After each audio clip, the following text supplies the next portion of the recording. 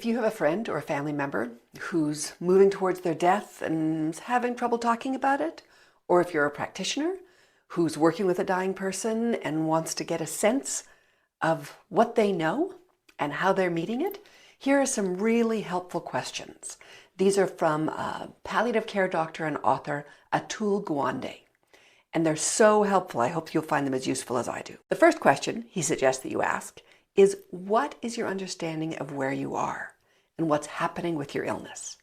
What this does is gives you a way to read where they are.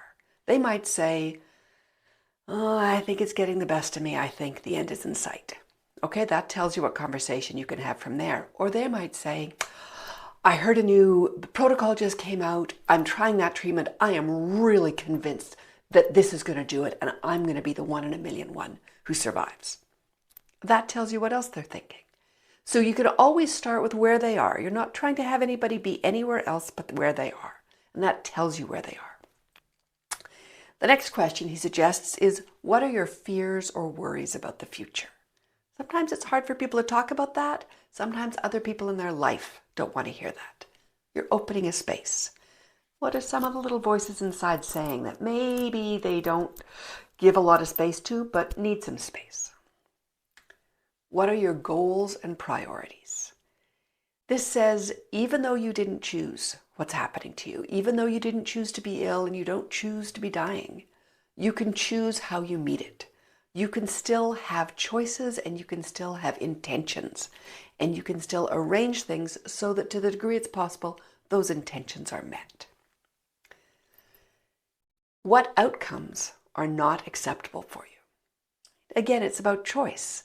As illnesses progress, you have options about which treatment you choose. Maybe people don't want to spend a long time in the hospital. Maybe people are not willing to be in pain. Those are different choices you would make for different answers to that question. What are you willing to sacrifice and not? Some people say, I want to be coherent. I want to be able to talk to my family no matter what. Other people say, I do not want to be in pain. Sometimes those things are conflicting. If you're out of pain, you might not be able to have a conversation. You might be more sedated. So again, what are your sacrifices that are acceptable to you? And finally, what would a good day look like for you? Given what's true in your world, what would a good day look like? Because good days can still be possible, and we need to find ways to help that person find what for them is a good day. I use these questions all the time. I hope they're helpful for you. They're really a beautiful key into accessing what sometimes is hard to talk about.